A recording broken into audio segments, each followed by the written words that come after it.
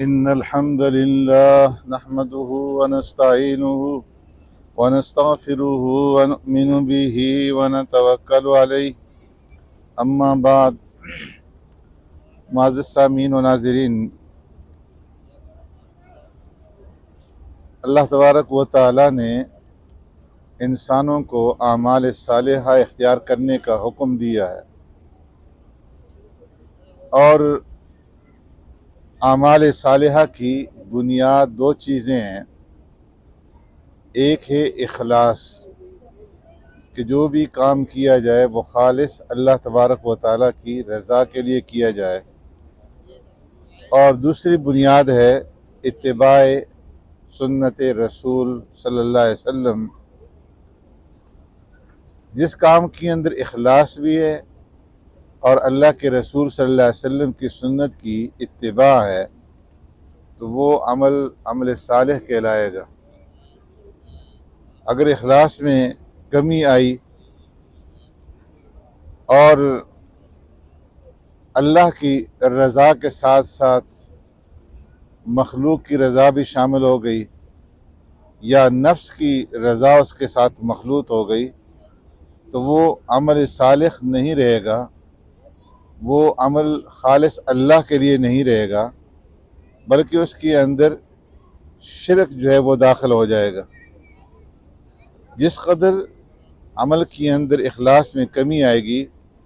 غیر اللہ کی رضا شامل ہوگی،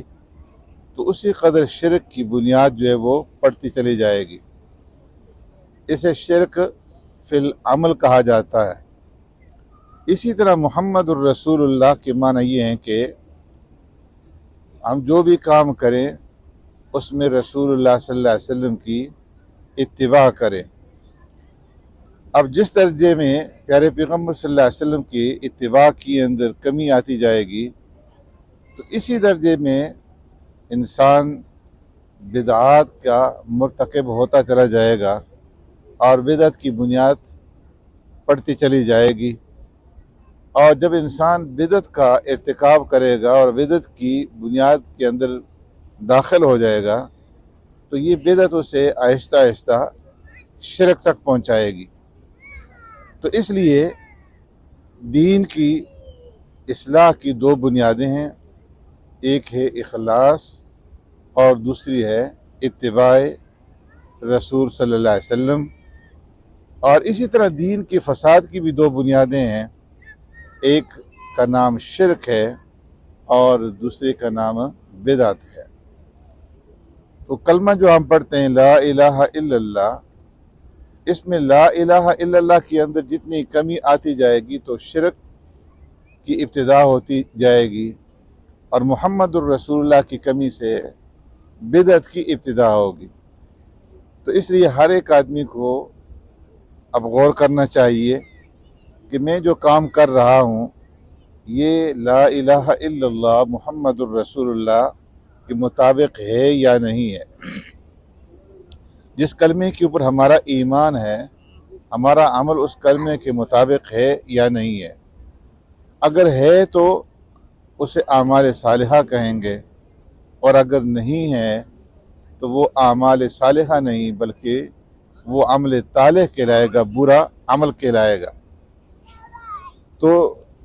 شریعت نے جن چیزوں کو صراحتاً ممنوع قرار دیا ہے،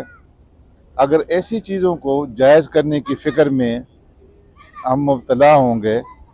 تو اس کے معنی یہ ہوگا کہ اخلاص تو ہم نے پہلے ہی کھو دیا ہے، اور جو اتباع تھی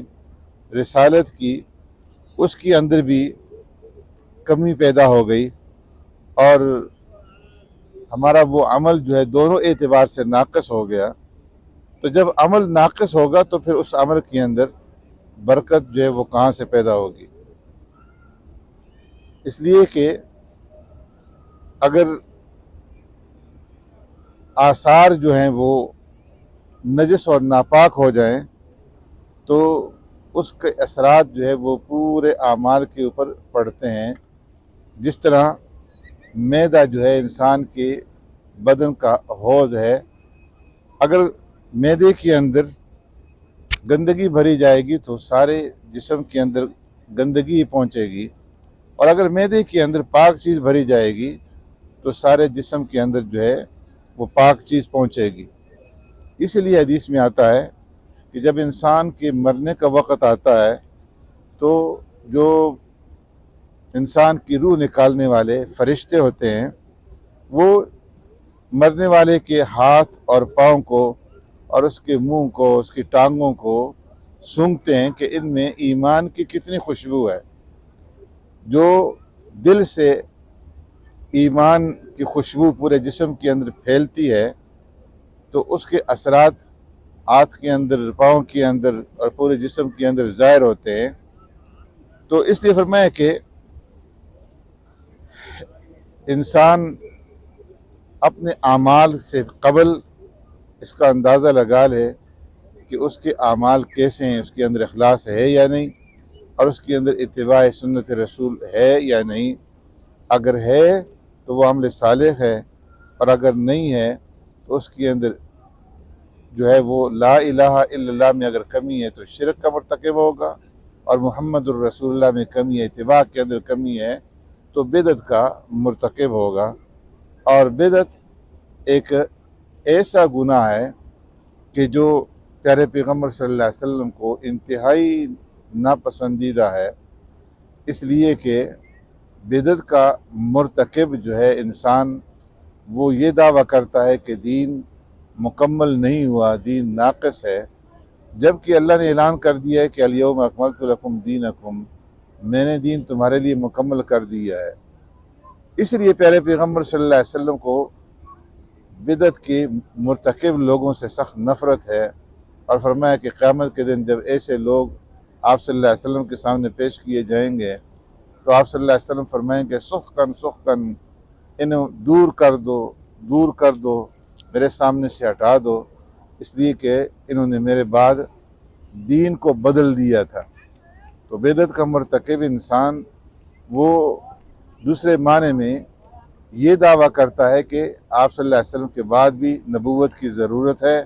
اور دین مکمل نہیں ہوا، تو اس طرح وہ گویا آپ صلی اللہ علیہ وسلم کے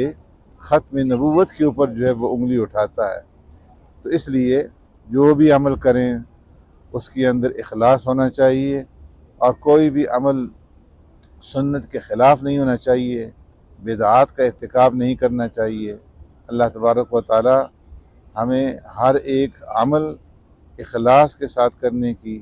اور اللہ کے رسول کی اتباع کے آئینے میں کرنے کی توفیق نصیب فرمائے۔